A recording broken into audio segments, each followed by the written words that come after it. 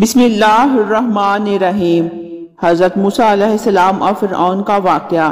حضرت موسیٰ علیہ السلام خدا کے بہت برگزیدہ نبی تھے۔ یہودی آپ کو اپنے مذہب کا پیشوا اور بانی مانتے ہیں۔ آپ مصر میں پیدا ہوئے، فرعون کے گھر میں پرورش پائی۔ جب جوان ہوئے تو ایک دن کسی مصری کو دیکھا کہ ایک اسرائیلی پر ظلم کر رہا ہے۔ حضرت موسیٰ علیہ السلام کو غصہ آ گیا، اس مصری کو مار ڈالا، خود مدائن کی طرف چلے گئے۔ وہاں حضرت شعیب علیہ السلام کی صاحبزادی سے نکاح کیا اور 11 سال تک ان کی بکریاں چرائیں۔ واپسی پر کوہ طور کا واقعہ پیش آیا۔ اللہ تعالیٰ کی طرف سے جب حضرت موسیٰ علیہ السلام نبوت کے مرتبہ سے سرفراز ہونے کے بعد دین حق کی تبلیغ کے سلسلے میں فرعون کے پاس پہنچے تو آپ نے فرعون سے بے بانگ ہو کر فرمایا، اے فرعون، میں اللہ تعالیٰ کا نبی ہوں اور حق اور سچ کی دعوت دیتا ہوں، اس لیے تم خدائی کے دعوے کو چھوڑ کر ایک اللہ پر ایمان لے آؤ۔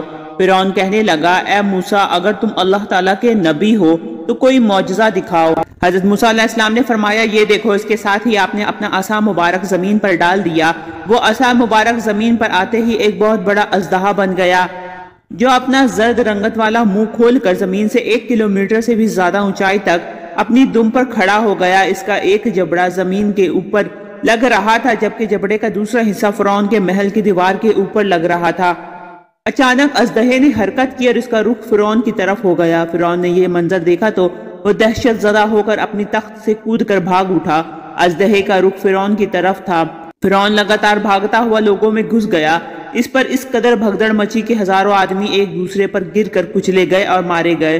فرعون دوڑتا ہوا گھر کے اندر داخل ہو گیا۔ اس نے چیخو پکار شروع کر دی اور کہا، اے موسیٰ، تجھے اس کی قسم جس نے تجھ کو نبی بنایا، اس کو پکڑ لو۔ چنانچہ حضرت موسیٰ علیہ السلام نے اس کو اٹھایا تو وہ اژدہا پہلے کی طرح عصا مبارک بن گیا۔ اس پر فرعون نے سکون کا سانس لیا۔ یہ معجزہ پاک دیکھ کر بھی فرعون اللہ تعالیٰ کی وحدانیت پر ایمان نہ لایا اور پھر اپنی مشرکانہ حرکتوں میں لگ گیا، لیکن حضرت موسیٰ علیہ السلام نے بھی ہمت نہ ہاری۔ آپ فرعون کو خدا کا پیغام دیتے رہے مگر وہ نہ مانا۔ آخر آپ اپنی قوم کو لے کر دریا پار کر گئے۔ فرعون آپ کا تعاقب کرتا ہوا اپنے لشکر سمیت غرق ہو گیا۔ اس طرح کی مزید انفارمیٹیو ویڈیو کے لیے میرے چینل کو لائک اور سبسکرائب کریں۔ ملتے ہیں نیکسٹ ویڈیو میں۔ رکھیے گا اپنا بہت سا خیال۔ اللہ حافظ۔